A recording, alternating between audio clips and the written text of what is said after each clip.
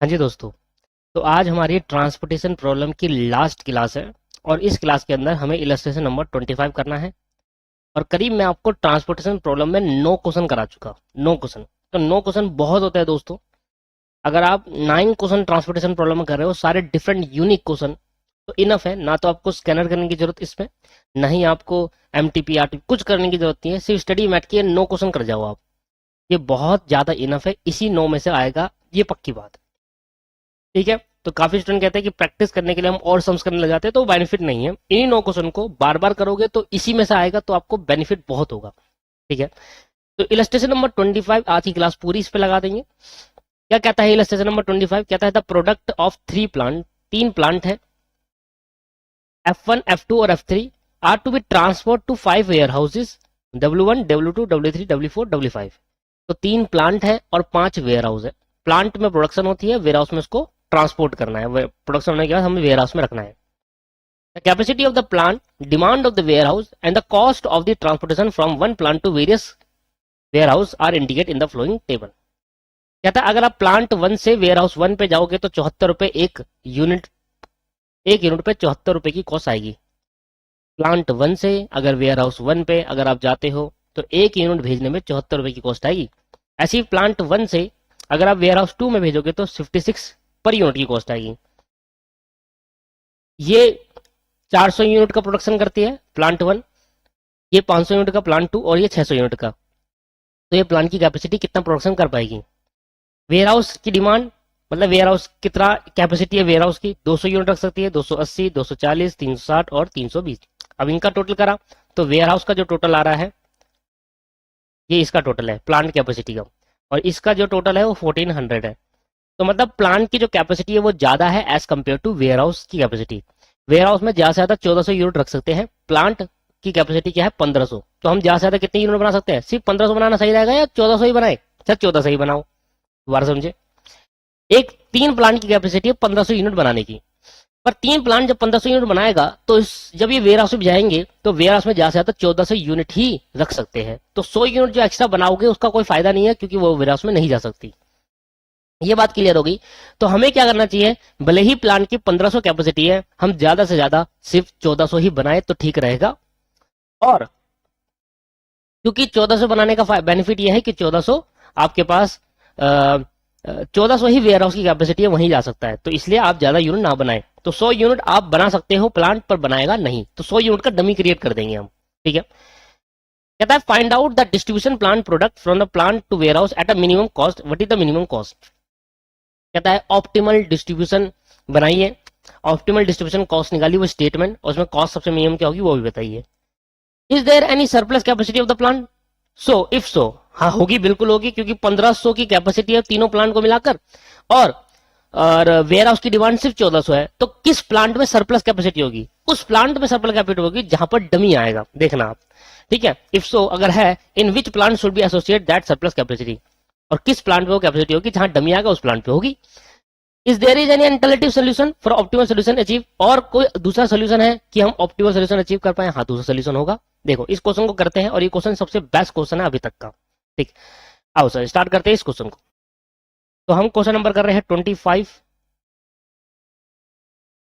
और 25 में आपके पास 5 वेयर हाउसेज है और एक डमी बन जाएगा 100 रुपए। तो 6 वेयर हाउसेज हो जाएंगे। लिखने का काम सब आपका है, क्योंकि मैं ऑलरेडी आपको समझा चुका कैसे लिखते हैं। 1 2 3 4 5 6 वेयर हाउसेज और 3 प्लांट है। 1 2 3। तो मैंने कहा warehouse 1, warehouse 2, warehouse 3, warehouse 4, warehouse 5 और डमी। एक डमी बनानी पड़ेगी, और नाम लिख आप सकते हो कि टोटल डिमांड टोटल सप्लाई के बराबर नहीं है, तो हमें एक कॉलम डमी को इंट्रोड्यूस करना पड़ेगा at a capacity of at a demand of 100। 3 factory है, फैक्ट्री 1, फैक्ट्री 2 और फैक्ट्री 3। इधर इसकी कैपेसिटी कितनी है फैक्ट्री की, और यहाँ वेयर हाउस को कितना यूनिट जा सकता है, वेयर हाउस की डिमांड कितनी है बस। 74 58 66, 74 58, 66, 56, 64, 70, 54, 66, 70, 54, 62, 52, 54, 62, 52, 62, 58, 60, 62, 58, 60, 68, 54, 60, 68, 54, 60, 0, 0, 0। और डिमांड 200, 280, 240, 360, 200, 280, 240, 360, 360 और 320।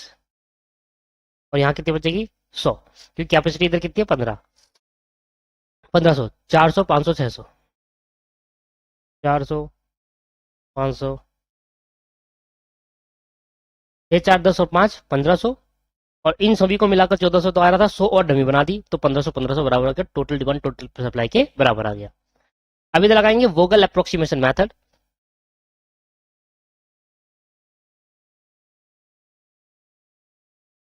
एक, दो, तीन, चार, पाँच, छः।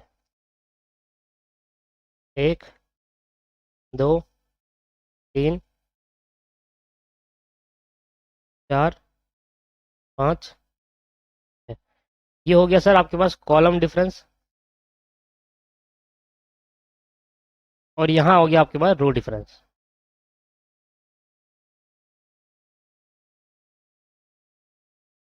अब बताओ दोनों का सबसे मिनिमम कौन सा है। तो दो मिनिमम एलिमेंट है 54 और 0, तो ये आ जाएगा 54। इधर मिनिमम क्या है सेम 54 और 0, 54 आ जाएगा डिफरेंस। इधर मिनिमम क्या है 52 और 0, 52 आ जाएगा। ये रहा 66 और 58, ये 8 आ जाएगा। इधर बता दो 54 और 66, ये आ जाएगा 12। इधर 54 माइनस 52, ये आ जाएगा 2। ये आ जाएगा 60 माइनस 58, ये आ जाएगा 2। इधर 54 और 60 क्या आ जाएगा 6, इधर 0। तो हाईएस्ट कहाँ पर है 54 और 50, दो जगह आ रहा है, दोनों में मिनिमम है, तो किसी में भी डाल दो आप। तो मैंने इस पे दे दिया। 400 यूनिट की कैपेसिटी है, 100 चाहिए तो 100 दे दो, और ये हो जाएगा 0, और यहाँ बच जाएगा 300, और यहाँ से कैंसिल। इसके बाद नेक्स्ट 54, 54 यहाँ 0 हो जाएगा। 54 और 58 यहाँ 4 आ जाएगा। 52 और मिनिमम कौन सा अगला 60, यहाँ 8 आ जाएगा। यहाँ वही 8, 12, 2, 2, 6 और 9। तो इधर जो है वो मैक्सिमम क्या है 12 है पूरी रो डिफरेंस में। इधर मिनिमम कहाँ पर है यहाँ पर, तो एलोकेशन यहाँ हो जाएगा। 300 यूनिट है, 280 चाहिए तो 280 दे देंगे, और यहाँ बचाएगा सिर्फ 20 यूनिट, और यहाँ बच जाएगा 0, तो ये कैंसिल। इसके बाद फिर देखेंगे मिनिमम, तो 54 और अगला मिनिमम है 62, तो डिफरेंस जो आएगा वो 8 आएगा। इधर दो मिनिमम क्या है यही है 58 और 54, तो 4 आ जाएगा डिफरेंस। इधर दो मिनिमम क्या है वही सेम 52 और 60, 8 आ जाएगा। इधर इधर तो 8 है, इधर नील हो जाएगा 2, 2, 6 और नील। अब मेरे पे 8 कितने हैं 3 है जो मैक्सिमम है। इस 8 में देखूंगा तो इधर मिनिमम 54, इस 8 में देखूंगा तो इधर मिनिमम 52, और इस 8 में देखूंगा इधर मिनिमम 58। तो ये वाला सही है इस वाले ही रो में, क्योंकि इधर सबसे कम है, इधर सबसे कम है, तो इधर मैंने एलोकेशन कर दिया। 600 है 240 चाहिए तो 240 का एलोकेशन कर दिया, तो ये हो गया 0, और यहाँ पर 600 माइनस 240 ये आ गया 360, और यहाँ पर ये वाला कॉलम कैंसिल। अगला फिर बढ़ो, अब दो मिनिमम का है ये रहा 68 और माइनस 62, तो आ जाएगा 6। 54 और 58 तो आ जाएगा 4। 60 और 60 आ जाएगा 0। इधर वही सेम 8 आ जाएगा, इधर नील आएगा, इधर भी नील आ जाएगा। इधर आपके पास 2 आ जाएगा, इधर आपके पास 6 आ जाएगा। तो सबसे मैक्सिमम कहाँ है ये रहा 8, 8 इधर उस लाइन में सबसे मैक्सिमम है, तो इधर एलोकेशन कर देंगे। और कहाँ एलोकेट करेंगे, जहां पर सबसे मिनिमम होगा। इस लाइन में मिनिमम ये है, 500 है, 200 चाहिए, तो जैसे ही 200 दिए जा, ये हो जाएगा 300 और ये हो जाएगा 0, और यहाँ पर ये वाला कॉलम भी अब कैंसिल आउट हो गया। अब फिर दोबारा करो, इन दोनों का डिफरेंस क्या होगा सर, 6 होगा। इन दोनों का डिफरेंस क्या होगा, 4 होगा। इन दोनों का डिफरेंस क्या होगा, 0 होगा। यहाँ नील, यहाँ नील, यहाँ नील, दोनों का डिफरेंस 2 और 6। अब देखो दो आ रहे हैं 6, एक ये रहा मैक्सिमम, एक ये रहा। इस वाले में देखेंगे तो इसका मिनिमम 62 है, इस वाले में देखेंगे इसका मिनिमम 54 है। तो कहां पर एलोकेट करूं, देखो अगर इस वाले को सेलेक्ट करूंगा तो यहाँ मिनिमम 62 आ रहा है, और अगर इस वाले को सेलेक्ट करूंगा तो यहाँ मिनिमम 54 आ रहा है। तो यहाँ वाले सेलेक्ट करेंगे आप जहां पर दोनों रो में कम होगा। ये लो जी, 300 है, 320 चाहिए, तो 300 तो एलोकेट कर देंगे, ये हो जाएगा 0, और ये हो जाएगा इधर 20 और मिल जाएगा, मतलब 20 और चाहिए होगा इधर। ये रो खत्म हो गई। अब बची एक, तो कोई फायदा नहीं है इसका एलोकेशन करने का, बस यहाँ तो कुछ नहीं आएगा, सीधा एलोकेट कर दो डायरेक्टली। अब आप डायरेक्टली एलोकेट कर सकते हैं, देखो ये 20 है इधर, तो 20 इधर मिल जाएगा। एक मिनट, एक मिनट, गलत कर दिया, इधर कमी थोड़ी ना थी, ये वाली लाइन कटेगी ना, तो 0 यहाँ हुआ है, ठीक है। अभी और कर सकते हैं एक बार और, 0 यहाँ हुआ है दोस्तों, तो ये नहीं कटेगा, तो 20 है। इन दोनों में जो डिफरेंस क्या है, 6 है, इधर नील आ जाएगा, क्या डिफरेंस, नील, 0, इधर दोनों का डिफरेंस क्या है, 2, और 68 और 60 का डिफरेंस क्या है, 8। तो इधर मैक्सिमम आ रहा है, तो इधर एलोकेशन फिर दोबारा कर दो। एलोकेशन करेंगे सबसे मिनिमम में, तो मिनिमम ये रहा, तो यहाँ से दे देंगे सर 20। जब यहाँ से 20 दोगे तो ये हो जाएगा 0, ये बच जाएगा 340, और जैसे ये 0 हुआ ये वाली रो भी कट गई। अब बचे 2, 20 यहाँ से मिल जाएगा, 340 यहाँ से मिल जाएगा, तो हो गया 360। तो 20 मैंने यहाँ से दे दिया, ये हो गया 0, 340 यहाँ से मिल गया, तो 340 यहाँ से मिला, 20 वहां से मिला, 360 हो गया, ये हो गया 0। तो इस तरीके से एलोकेशन हुआ। 1 2 3 4 5 6 7 8, नंबर ऑफ एलोकेशन कितना है जी, 8। Number of allocation is equal to m plus n minus 1। कितने हैं, 8 एलोकेशन है। रो कितनी है, 1 2 3 रो है, और 1 2 3 4 5 6 कॉलम है। कितने जी, 1 2 3 4 5 6 कॉलम है और 3 रो है। 6 प्लस 3 माइनस 1, ये हो गया 8 बराबर 8। The solution is non degenerate 1। क्या लिखेंगे, the solution is non degenerated 1। We have to go for optimal test, तो हमें ऑप्टिमल टेस्ट के लिए जाना चाहिए। तो अब हमें निकालना है C I J is equal to U I plus V J, है ना। ऊपर से कॉपी कर लेते हैं।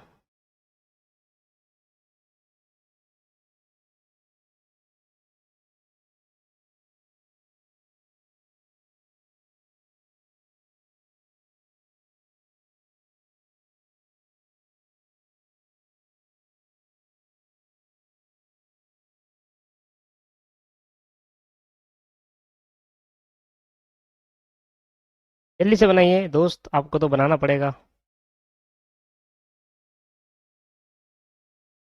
लो भाई, तो you I, U1, U2, U3, Modi ji का मेथड लगाओ इसमें। V1, V2, V3, V4, V5, V6।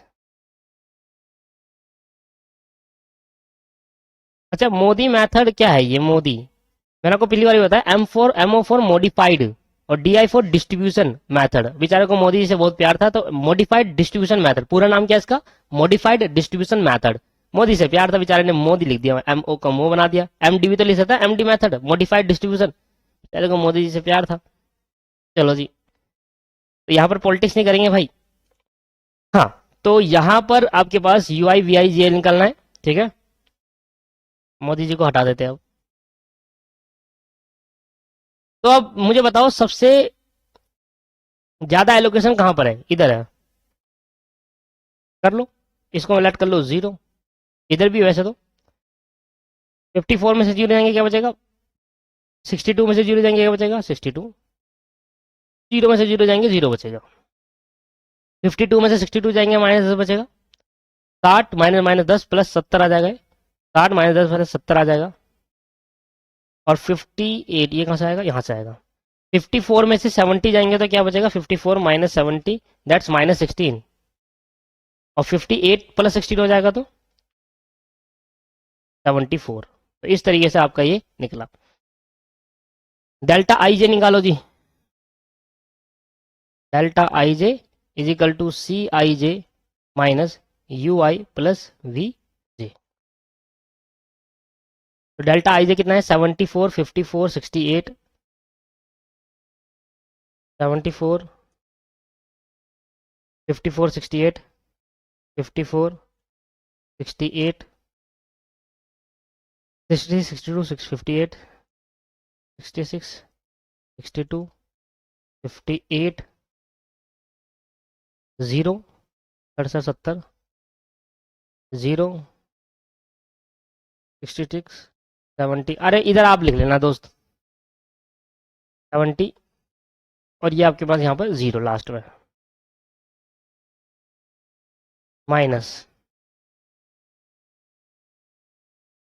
0 plus 74, 0 plus 74 minus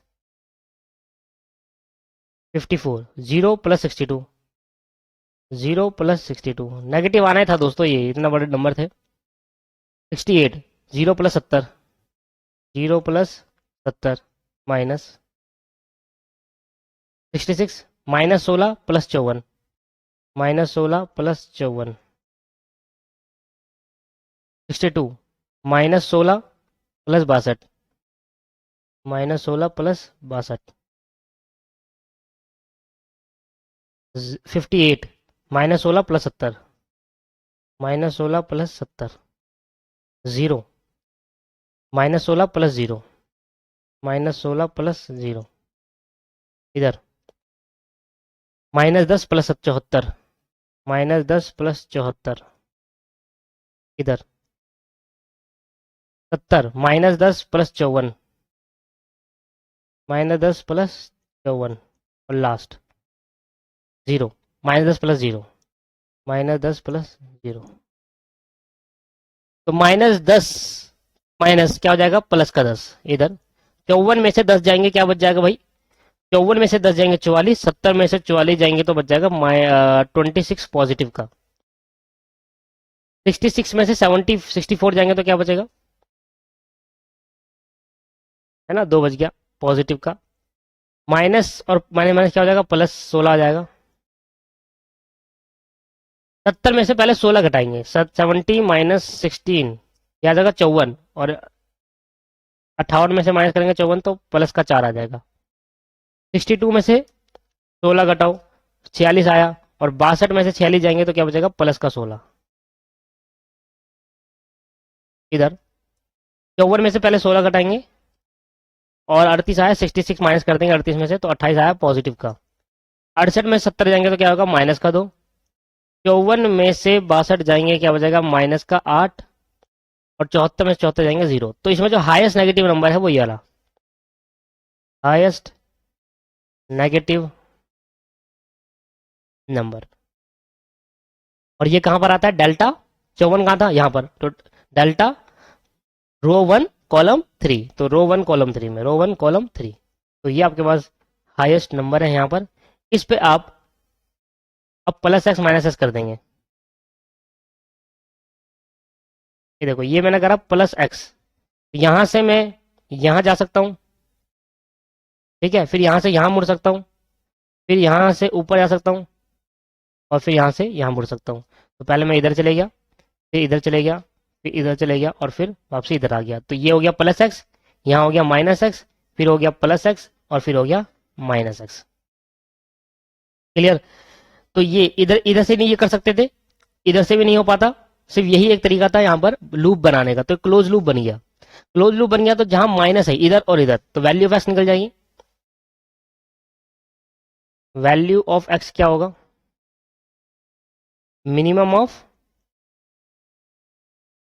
20 और 240, मिनिमम ऑफ 20 और 240।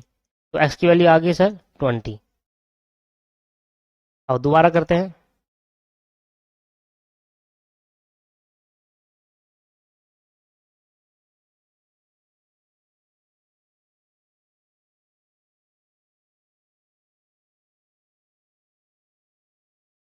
देखो अब ये हट जाएगा यहाँ से, ये 4 थे, ये 4 हट जाएंगे अब।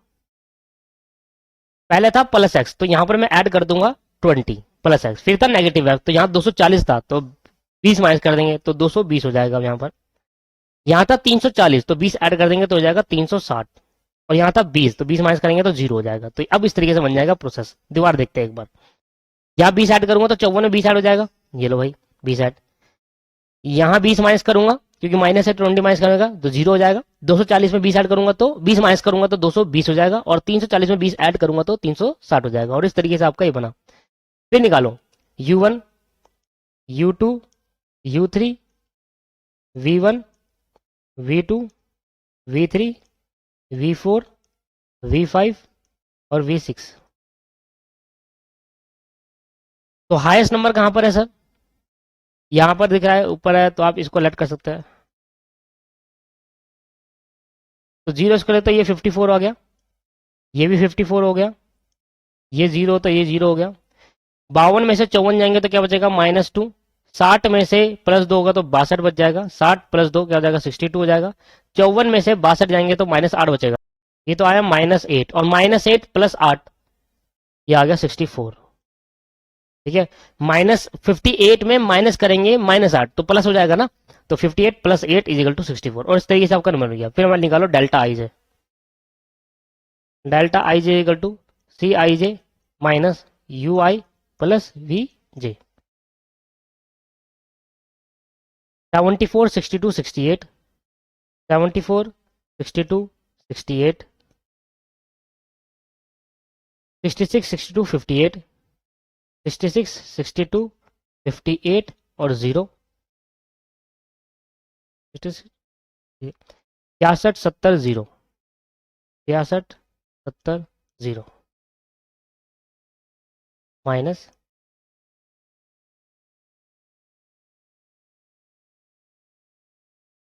आओ सर इसका करते हैं 74, तो 0 प्लस 64, 0 प्लस 64। 62 का करते हैं, ये रहा इधर, 62 इधर है, तो 0 प्लस 62, 0 प्लस 62। 68 का करो, 0 प्लस 62, 66 ये रहा, -8 प्लस 54, 62 ये रहा, -8 प्लस 54, 58 ये रहा, -8 प्लस 62, 0 -2 प्लस 0, नहीं -8 प्लस 0, -8 प्लस 0। अभी भी पॉजिटिव आएगा, नेगेटिव तो अभी हुआ नहीं है। 66, तो -2 प्लस 64,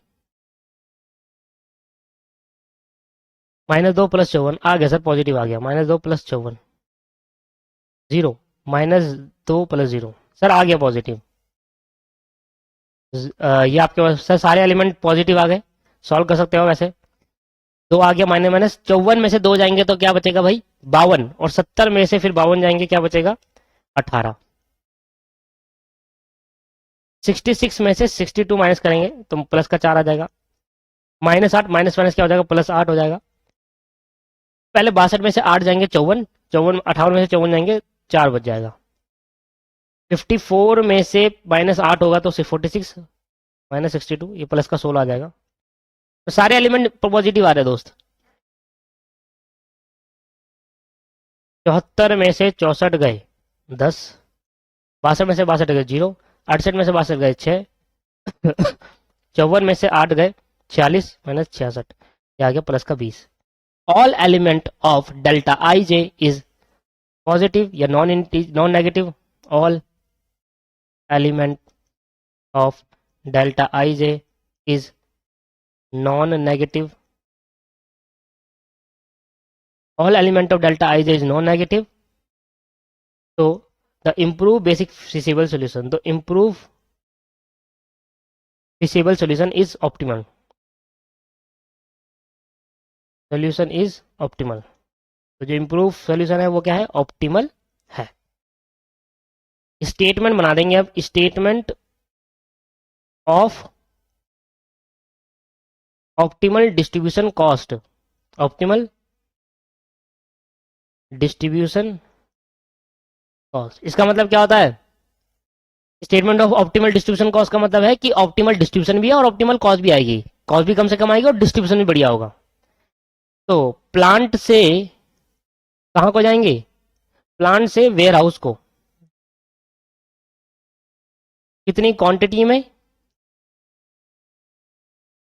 कॉस्ट पर यूनिट कितनी है और टोटल कॉस्ट कितनी है भेजने की। देखो F1 प्लांट वन मान लो, प्लांट वन, ये इसको देखना आप, प्लांट वन वेयर हाउस 2 में जाएगा, वेयर हाउस 3 में और डमी में। तो वेयर हाउस 2, 3 और dummy, warehouse 2, warehouse 3 और डमी। प्लांट 2 वेयर हाउस 1 और 5, वेयर हाउस 1 और warehouse 5। Plant 3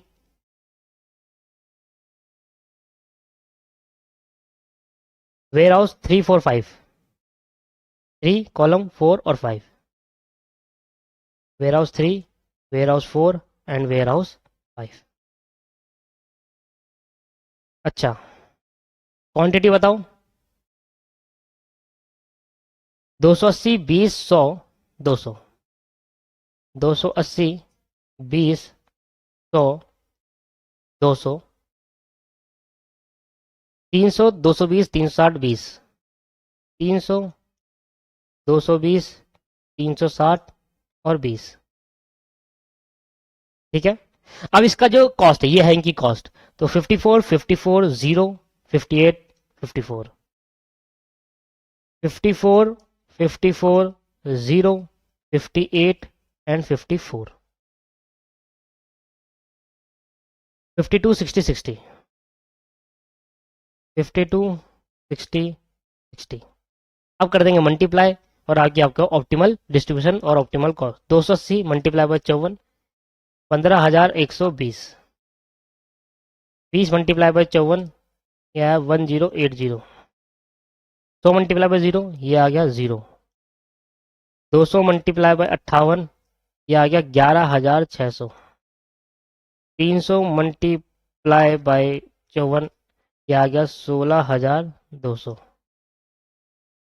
220 multiply by 52, ये आ गया 11,440, 360 मल्टीप्लाई बाय 60, ये आ गया 21,600, 60 मल्टीप्लाई बाय 20, ये आ गया 1200। ऐड कर दो, 1200 प्लस 21,600 प्लस 11,440, 16,200, 11,600, 1080 प्लस 15,120, ये आ गया 78,240, 78,240, 78,240, दैट दी ऑप्टिमल कॉस्ट। ये हमारा हुआ पहला पार्ट खत्म। हमसे पूछा गया था कि फाइंड आउट करो डिस्ट्रीब्यूशन प्लान, जो कि हमने ऑप्टिमल डिस्ट्रीब्यूशन निकाला, और मिनिमम कॉस्ट बता दो, मैंने कहा 78,240 सबसे मिनिमम कॉस्ट है। कह रहा है अभी कोई यहाँ पर सरप्लस कैपेसिटी है क्या प्लांट की, हाँ है। मैंने कहा वो प्लांट जो डमी को इंट्रोड्यूस कर रहा है, यही होती है सरप्लस कैपेसिटी। मतलब F1 ने 100 यूनिट डमी को दिया, डमी तो कोई है ही नहीं वेयर हाउस, तो F1 की 100 यूनिट खाली पड़ी हुई है, तो यह है सरप्लस कैपेसिटी वाला प्लांट। ठीक, तो अगर है तो in which plant should we associate that surplus capacity, किस प्लांट पे है, तो हमें सही लिख रहा है। ठीक है दोस्तों, तो ये हमारी मिनिमम कॉस्ट होगी। सर एक चीज मैं यहाँ पर एक चीज हल्की सी मिस्टेक कर दी मैंने। मिस्टेक क्या करी मैं आपको दिखा देता हूँ। देखो यहाँ पर मैंने इसको रिकॉर्ड करने में थोड़ी सी मिस्टेक कर दी, शायद आपने ध्यान दिया होगा। यहाँ पर मैंने क्या करा, एक छोटी सी मिस्टेक कर दी। आपको ये क्वेश्चन दोबारा करना पड़ेगा, पर सेम क्वेश्चन है। 56 की जगह मैंने 54 लिख दिया मेन क्वेश्चन में, और पूरा क्वेश्चन गलत हो गया। वैसे तो गलत क्या हुआ, अगर मैं इसको कटवा के 54 कर दूं तो पूरा क्वेश्चन सही है मेरा तो। बट सर ऐसा मजा नहीं आएगा। मैं पता क्या करूंगा, मैं आपको कह रहा हूँ कि आप, मैंने 54 तक करा दिया, कोई बात नहीं, होगी मेरे से मिस्टेक, गलती होगी, सॉरी उसके लिए। 54 तक करा दिया मैंने, गलती से ना यार, मैंने 54 लिख दिया। मैं भी देख रहा था तो मैंने कहा यार ये तो गलती हो गई यहाँ पर। ये देखो 54 लिख दिया मैंने, या कि हमारा 56 आना था। ये देखो यहाँ ये मेन में 54 कर दिया, यहाँ पर गलती कर दी हल्की सी मैंने। जब मैंने यहाँ पर गलती कर दी तो मेरा पूरा क्वेश्चन चेंज हो गया उससे। ठीक है, तो मैं ये कहूंगा कि आप ये क्वेश्चन दोबारा करना 56 से। ये आपके पास एक होमवर्क और मिल गया आपको कि आपको ये क्वेश्चन दोबारा करना पड़ेगा। सेम है क्वेश्चन में, कोई चेंजमेंट नहीं है, बिल्कुल एग्जैक्ट जैसे मैंने कराया ना। गलती क्या है सिर्फ, मैंने गलती से 56 ले रहा था, 54 ले लिया और पूरा क्वेश्चन 54 के हिसाब से सोल्व कर दिया। अब 54 के हिसाब से सोल्व करते तो मिनिमम भी देखो 54 के हिसाब से आया होगा। जब मैंने एलोकेशन करा होगा तो मिनिमम देखता हूँ मैं, 54 मिनिमम आया होगा। तो अगर 56 होता तो ये मिनिमम यहाँ करता है लोकेशन। तो थोड़ा ऊपर नीचे हो गया सर यहाँ पर, ये इसके लिए मैं आपसे माफी मांगता हूँ। मेरे से हल्की सी मिस्टेक हो गई, आप अंडरस्टैंड कर सकते हो कि हो जाता है कभी कभी।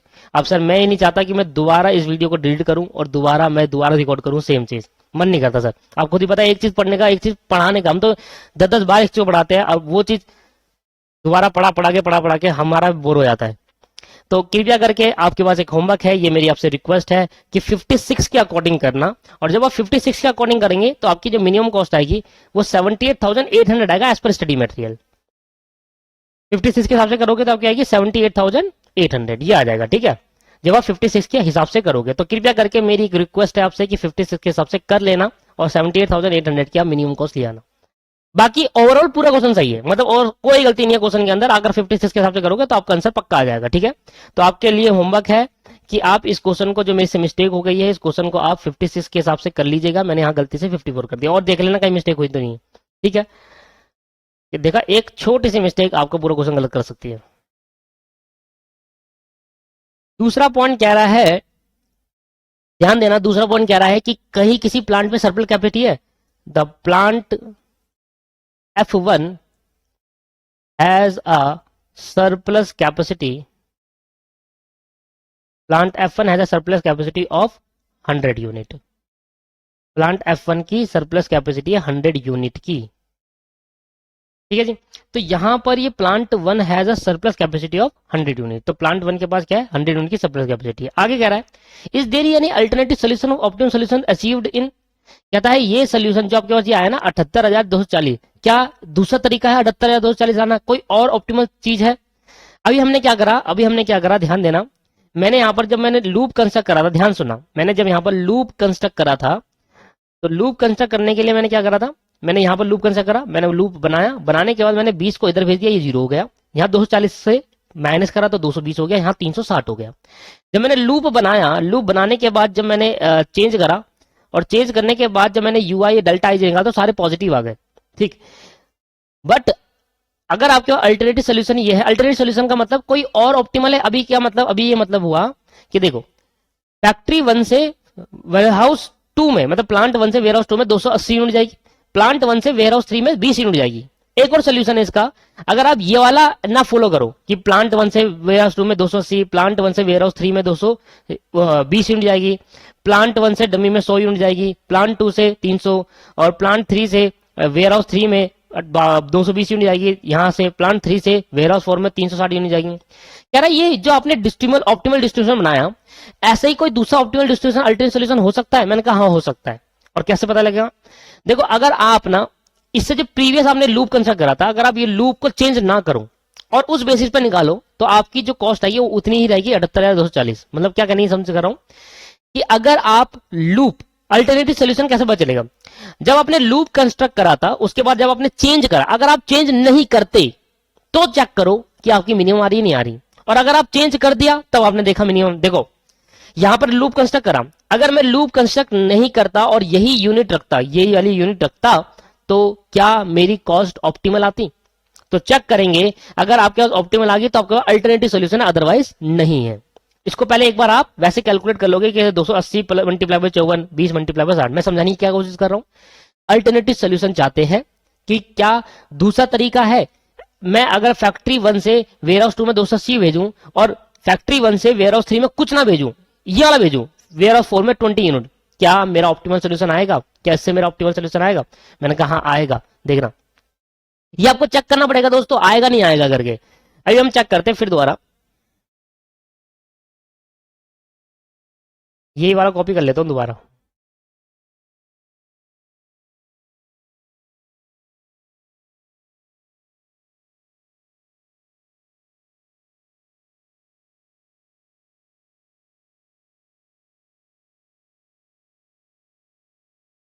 ठीक है सर। अब अगर ध्यान दो,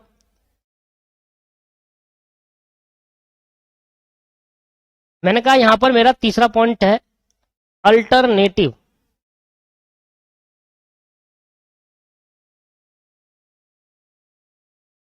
अल्टरनेटिव सोल्यूशन, अल्टरनेटिव सोल्यूशन है कि अगर हम लूप कंस्ट्रक्ट ना करें और उसी उसमें हम देखें कि यार ऑप्टिमल आ रहा नहीं आ रहा, तब अब अगर आ रहा है तो ठीक, नहीं आ रहा तो आप मना कर देंगे। जैसे अल्टरनेटिव सोल्यूशन मैंने चेक कर लिया, आप भी चेक करेंगे। कैसे करेंगे चेक? एक बार पहले चेक करेंगे, दोबारा सुनो। अल्टरनेटिव सोल्यूशन कैसे फाइंड आउट करेंगे? आपने जो लूप कंस्ट्रक्ट करा और लूप कंस्ट्रक्ट करने के बाद जो चेंजमेंट करा, ये वाला लूप कंस्ट्रक्ट करने के बाद जो चेंजमेंट किया ना, उससे आपका ऑप्टिमल सोल्यूशन क्या आया? ये आया। लूप कंस्ट्रक्ट करा, लूप कंस्ट्रक्ट माइनस एक्स की वैल्यू देखी मिनिमम, उससे कोई चेंजमेंट करा कि भाई ये यूनिट यहां से यहां भेजेंगे, यहां से यहां भेजेंगे। यहाँ 240 भेजे थे पहले, अब 220 करेंगे। यहाँ 340 भेजे थे, 20 बढ़ा दो। यहाँ 20 भेजे थे, अब यहां से हटाकर यहां कर दिया। फैक्ट्री 1 वेयर हाउस 3 को भेजेगी। ये हो गया लूप कंस्ट्रक्ट करने के बाद। और जब हमने चेक करा तो यहाँ पर डेल्टा पॉजिटिव आया। इसका मतलब ये जो एलोकेशन है, ये जो डिस्ट्रीब्यूशन है हम कर रहे हैं प्लांट से वेयर हाउस में, ये ऑप्टिमल है। और हमने निकाला भी ये ऑप्टिमल है क्योंकि डेल्टा नेगेटिव आ गया था। अब अगर आपको चेक करना है, अगर आपको चेक करना है कि यार ये वाला आइटम अगर मैं लेकर चलूं, मतलब ये वाला एलोकेशन लेकर चलूं जिसमें लूप कंस्ट्रक्ट ना हो, तो क्या इससे ऑप्टिमल निकलता है? तो आपको चेक करना पड़ेगा। जैसे कैसे करना पड़ेगा? 280 मल्टीप्लाई बाय 54 कर रहा हूं, 20 मल्टीप्लाई बाय 62 करो, 100 मल्टीप्लाई बाय, मतलब यही जो एलोकेशन था इससे आप चेक करो ऑप्टिमल कॉस्ट। अगर वो ऑप्टिमल कॉस्ट उस वाले जो आपकी आई उसके बराबर आ जाती है तो ये एक अल्टरनेटिव सोल्यूशन बन जाता है। कभी कभी ऐसा हो जाता है दोस्तों, अगर नहीं आ रही तो नहीं बनेगा। जैसे कि मैं चेक करता हूं, देखो पहले चेक करेंगे 280 मैंने चेक कर लिया। वैसे अब मैं सीधा ही कर देता हूं। पहले आपको पेपर में चेक करना पड़ेगा ऑप्टिमल सोल्यूशन के लिए। कैसे चेक करोगे?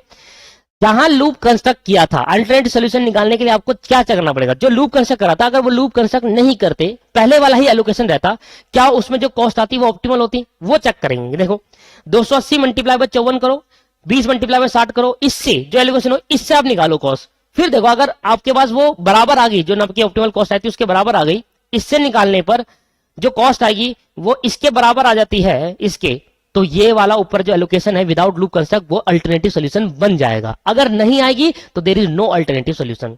तो अगर आपको अल्टरनेटिव सोल्यूशन निकालना है तो लूप कंस्ट्रक्ट करने के बाद जो ऑप्टिमल सोल्यूशन आएगा वो तो है अल्टरनेटिव, वो तो है ऑप्टिमल सोल्यूशन। और अगर आप अल्टरनेटिव ऑप्टिमल सोल्यूशन चाहते हैं तो बिना लूप कंस्ट्रक्ट करे बिना कॉस्ट निकालो। और अगर वो कॉस्ट ऑप्टिमल के बराबर आ जाती है तो वो जो बिना लूप कंस्ट्रक्ट वाला था वैसे भी आप डिस्ट्रीब्यूशन कर सकते हैं। देखो मैंने यहां पर लिखा, अब फैक्ट्री 1 वेयर हाउस, देखो अब फैक्ट्री 1 जो है ऊपर वाला देखना, सब वाला ये वाला देखना, ये विदाउट लूप कंस्ट्रक्ट है। इधर लूप कंस्ट्रक्ट करने के बाद हमने चेंज कर दिया था, विदाउट चेंज वाला देखो। वेयर हाउस 4 को दिया 20 यूनिट, ठीक है, वेयर हाउस 4 को दी 20 यूनिट। फैक्ट्री 1 ने वेयर हाउस 4 को दिया 20 यूनिट। इस बार ये भी चेंज हो जाएगा। वेयर हाउस 4 को दी है 20 यूनिट। फैक्ट्री 2 ने चेंज हुआ है, फैक्ट्री 2 में कोई चेंजमेंट हुआ है? ऊपर देखो फैक्ट्री 2 में इसमें है और इसमें है, इसमें कोई चेंज नहीं था, इन दोनों में था चेंज। तो फैक्ट्री 3 ने वेयर हाउस को 240 दी और यह 340 दी, ठीक है, 240 और 340। फैक्ट्री 3 ने वेयर हाउस ये 3 को 240 दी, 340। लूप कंस्ट्रक्ट करने के बाद ये 220 और 360 हो गया था ना, तो इससे पहले देखो 240 और 340, बस कोई चेंजमेंट नहीं, ये तो सेम ही रहा, तो ये कॉस्ट भी सेम ही जाएगी इधर। बस इधर यहां पर था, इधर नए ऑप्टिमल में यहां था, अब यही रहा, तो इसका 62 है, 62 इसका आंसर है, 62 इसका आंसर। और चेक करो ये चेंज हो जाएगा सिर्फ इतना, ठीक है, ये चेंज हो जाएगा और आपके पास जो जो चेंज हुआ है वही वही चेंज होगा बस। मतलब आपको अब दोबारा निकालना है विदाउट लूप कंस्ट्रक्ट, बिना लूप कंस्ट्रक्ट करे बिना हमने दोबारा कैलकुलेट करना है ऑप्टिमल सोल्यूशन। अरे यार ये मैंने कहाँ चेंज कर दिया, चलो यहां कर दिया, वैसे मुझे यहां करना था, मैंने ऊपर वाले में ही कर दिया, कोई बात नहीं, चलो छोड़ो। तो वेयर हाउस 4 62 से मल्टीप्लाई करेंगे, तो वेयर हाउस 4 में कितनी यूनिट भेजी? 20 इंटू 62, ये आ गया 1240, ठीक है। अच्छा वेयर हाउस 3 240 यूनिट भेजी, पहले 220 थी क्योंकि लूप कंस्ट्रक्ट करने का 220 हो गई थी और यहाँ नीचे 360 हो गई थी। मैंने कहा विदाउट लूप बताओ, विदाउट लूप देखा तो 240 मल्टीप्लाई बाय 52, ये आ गया 12480। और इधर देखो 340 मल्टीप्लाई बाय 60, ये आ गया 20400। तो अगर मैं लूप कंस्ट्रक्ट ना करूं, लूप कंस्ट्रक्ट नहीं करते और उससे जो एलोकेशन था पहले, विदाउट लूप कंस्ट्रक्ट से पहले, लूप कंस्ट्रक्ट से पहले जो एलोकेशन था, अगर उससे मैं ऑप्टिमल कॉस्ट निकालता हूं तो मेरी ऑप्टिमल कॉस्ट अगर लूप कंस्ट्रक्ट करने के बाद वाली ऑप्टिमल कॉस्ट के बराबर आ जाती है तो मेरा एक अल्टरनेटिव सोल्यूशन बन जाता है। मतलब मैं कह सकता हूं मैनेजर को कि आप इस तरीके से भी एलोकेशन कर सकते हो। पहले यहां पर F1 से W3 था, ठीक है, और यहां पर F3 से W3 में 260 यूनिट थी, 220, और यहां 260 360 थी।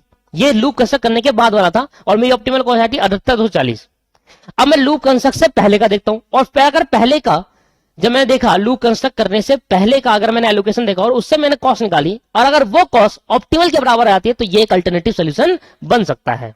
चेक करेंगे, देखो अगर आ गई बराबर तो ठीक, नहीं तो मना कर देंगे कि भाई नहीं हो सकता अल्टरनेटिव सोल्यूशन।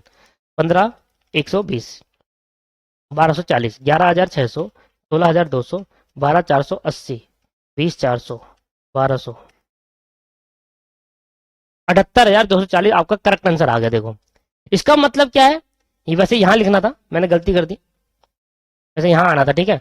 चलो इसको मैं वो बना दूं, वेयर हाउस 3, ये तो वही बन गया ना, ठीक है। ये हमारा पहला सोल्यूशन है, ठीक है। ये मेरा थोड़ा सा गलती होगी, गलती क्या होगी कि मुझे इस वाले में चेंज नहीं करना था, ये हमारा तीसरा सोल्यूशन मान लो। अब देखो, अब इसमें क्या है, हमने कहा कि देखो भाई फैक्ट्री 1 में वेयर हाउस 4 में 20 यूनिट भेज दो, या वेयर हाउस 3 में या तो ये ऑप्टिमल डिस्ट्रीब्यूशन ले लो या ये वाला डिस्ट्रीब्यूशन ले लो, दोनों में कॉस्ट बराबर आ गई। अगर बराबर आ गई तो हम कहेंगे देयर इज अल्टरनेटिव सोल्यूशन। दोबारा समझा देता हूं एक बार। पहला, लूप कंस्ट्रक्ट करने के बाद डेल्टा आई जे अगर नॉन नेगेटिव आ जाता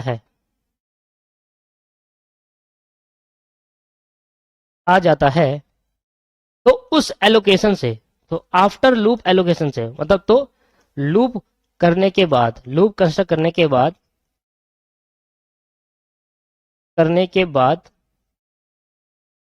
जो एलोकेशन हुआ, लूप कंस्ट्रक्ट करने के बाद जो एलोकेशन हुआ उससे ऑप्टिमल कॉस्ट निकालो,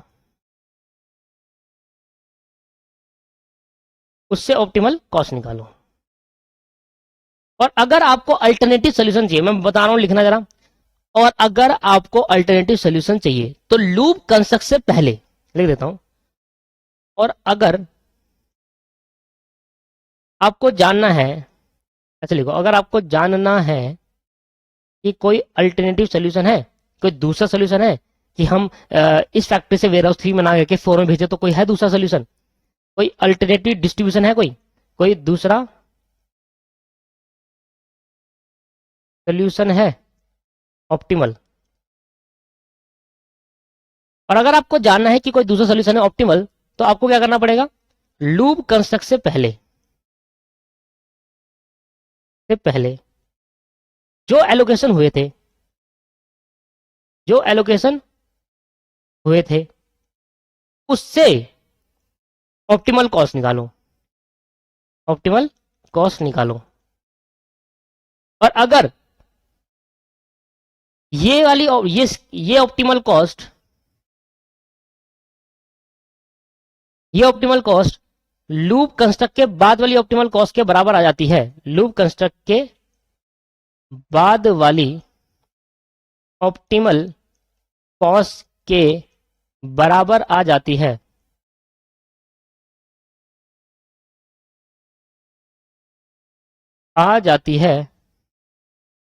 तो बराबर आ जाती है तो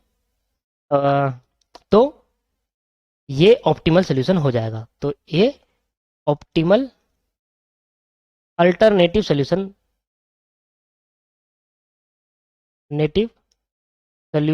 बन जाएगा। ठीक है, जैसे कि मैंने कहा वैसे आपने लूप कंस्ट्रक्ट करने के बाद ऑप्टिमल सोल्यूशन निकाला, ये रहा, और विदाउट लूप कंस्ट्रक्ट करने के बाद फिर ऑप्टिमल सोल्यूशन देखा। अगर ये वाली कॉस्ट और वाली कॉस्ट बराबर आ जाती है तो हमें एक विदाउट लूप से भी हम ऑप्टिमल डिस्ट्रीब्यूशन कॉस्ट निकाल सकते हैं। तो हम उसको मैनेजर को बताएंगे कि आपके पास दो तरीके हैं डिस्ट्रीब्यूट करने के, एक तो आप इस तरीके से डिस्ट्रीब्यूट कर लो फैक्ट्री से, प्लांट से, और एक आप इस तरीके से डिस्ट्रीब्यूट कर लो, दोनों में सेम आंसर आएगा, दोनों में मिनिमम कॉस्ट आएगी, और यही अल्टरनेटिव सोल्यूशन इस तरीके से फाइंड होगा। अल्टरनेटिव सोल्यूशन तभी हम फाइंड आउट कर सकते हैं जब हमारे को लूप कंस्ट्रक्ट हो। तो प्रीवियस जब मैंने पिछले क्लास में क्वेश्चन कराया था वहां पर लूप कंस्ट्रक्ट नहीं हो रहा था, इसलिए अल्टरनेटिव सोल्यूशन फाइंड आउट नहीं हो रहा था, इसलिए मैंने मना कर दिया था। अल्टरनेटिव सोल्यूशन कैसे फाइंड आउट करेंगे, लूप कंस्ट्रक्ट करने के बाद अगर डेल्टा आई जे की वैल्यू सारे एलिमेंट की नॉन नेगेटिव आ जाती है तो ये ऑप्टिमल सोल्यूशन हुआ। इससे जो कॉस्ट निकालेंगे वो आ जाएगा ऑप्टिमल कॉस्ट। ठीक, लूप कंस्ट्रक्ट करने से पहले हम उस एलोकेशन से, लूप कंस्ट्रक्ट करने से पहले वाले एलोकेशन से ऑप्टिमल कॉस्ट निकालेंगे। अगर वो optimal cost after construction optimal cost के बराबर आ जाती है तो जो पहले वाला है वो एक अल्टरनेटिव सोल्यूशन बन सकता है। और दैट द क्वेश्चन नंबर 25। और सेम क्वेश्चन आपको उतारना है, सेम क्वेश्चन आपको करना है जब यहां पर आप 54 की जगह 56 लेकर आएंगे होमवर्क के अंदर, और मुझे फोटो भेजनी है। अगर कोई प्रॉब्लम आएगी तो मैं इस बेसिस पर आपको दोबारा करा दूंगा, एक वीडियो और ऐड करके पार्ट 1 ये हो गया, पार्ट 2 करके करा दूंगा। पर अगर प्रॉब्लम आएगी तब, ठीक है, पर अच्छे से करोगे, आराम से करोगे। देखो जब आप, मैं कोई होमवर्क देता हूं उसको शांति से बैठ के करा करो, जल्दीबाजी मत करो। कोई कभी क्या होता है मिस्टेक कर जाता है, सिर्फ कैलकुलेशन है, बाकी सारा क्वेश्चन आपका सही होता है, कैलकुलेशन मिस्टेक हो जाती है। तो आराम से बैठ के करें, और जब आप मुझे भेजेंगे अगर आपका आंसर नहीं आ रहा तो एक दो बार आप खुद चेक करेंगे फिर भेजना मुझे, ठीक है दोस्त। तो यहां पर मेरा ट्रांसपोर्टेशन प्रॉब्लम खत्म हुआ। मैंने एक आपको होमवर्क दिया है, सिर्फ एक आपको एक खुद करना है, ठीक है। हेल्प ले सकते हो स्टडी मैट से, बता बिना उसके भी कर सकते हो आप, ठीक है दोस्त। Thank you very much, bye bye. That's the end of the transportation problem. अगली क्लास में हम कोई नया चैप्टर करेंगे। Thank you very much.